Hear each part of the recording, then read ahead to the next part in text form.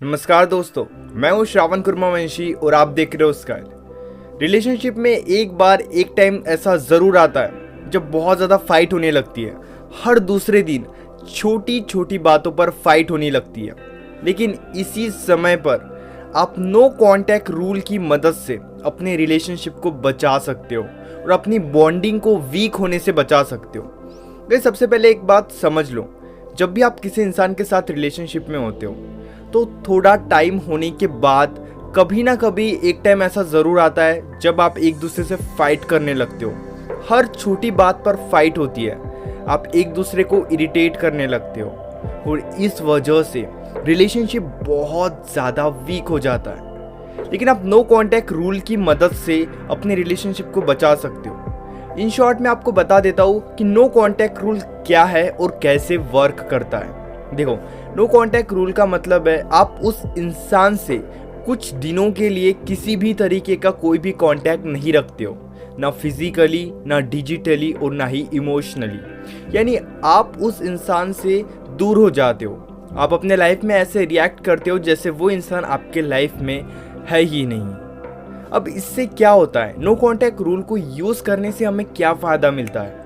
देखो, सबसे पहले आपके और उस इंसान के बीच में जो भी फाइट चल रही है वो फाइट स्टॉप हो जाती है। आप जो भी एक दूसरे को इरिटेट कर रहे हो, हर छोटी बातों पर फाइट होती है, वो सारी चीज़ें ब्रेक हो जाती है। यानी आपके बीच में जब कांटेक्ट रहेगा ही नहीं तो फाइट होने का कोई सवाल ही पैदा नहीं उठता। जब आप कुछ दिनों के लिए, 15 से 20 दिनों के लिए उस इंसान से दूर रहते हो, तब आपको ये सोचने का मौका मिलता है कि एक्चुअल में गलती किसकी थी। देखो, उस इंसान को ब्लेम करने से, यानी जो आपके पास नो कांटेक्ट रूल जब आप अप्लाई करते हो तो आपके पास जो 15 से 20 दिनों का टाइम पीरियड होता है, उस टाइम पीरियड में आप उस इंसान को ब्लेम करने के बजाय ये समझने की कोशिश करो कि आपके और उस इंसान के बीच में फाइट क्यों हो रही थी। देखो, ये टाइम भी थोड़ा ज़्यादा ज़रूरी है, यानी 15 से 20 दिन जब आप उस इंसान से दूर रहते हो तब आप ये सोच सकते हो कि गलती एक्चुअल में किसकी है।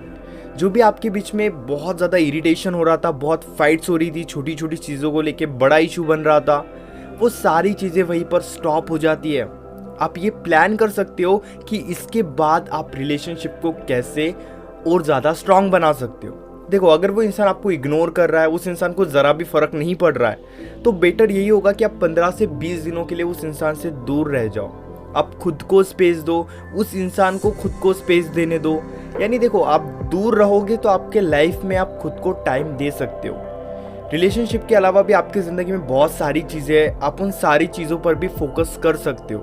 लेकिन सबसे ज़्यादा ज़रूरी यही है कि आप कुछ दिनों के लिए, एटलीस्ट कुछ दिनों के लिए एक दूसरे से थोड़ा दूर रहो।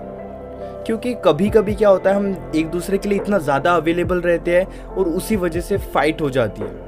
तो आपको यही चीज़ अपने माइंड में रखनी है। नो कांटेक्ट रूल को सही से यूज़ करना चाहते हो तो आप ये भी सोचो कि गलती किसकी है और आप अपनी गलती कैसे मान सकते हो, और अगर उस इंसान की गलती है तो आप उस इंसान को कैसे समझा सकते हो। आप ये सारी चीज़ें तभी कर सकते हो जब आपको प्रॉपर टाइम मिलेगा, और नो कांटेक्ट रूल एक ऐसी चीज़ है जो आपको प्रॉपर स्पेस दे सकता है। Hope guys you understand what I want to say. अगर आप पर्सनली मुझसे फ़ोन कॉल पर बात करना चाहते हो तो आप मुझे इंस्टाग्राम पर या फिर व्हाट्सएप पर पेड कंसल्टेशन के लिए मैसेज कर सकते हो। इसी तरह के और भी अमेजिंग वीडियोस देखने के लिए चैनल को ज़रूर सब्सक्राइब करना।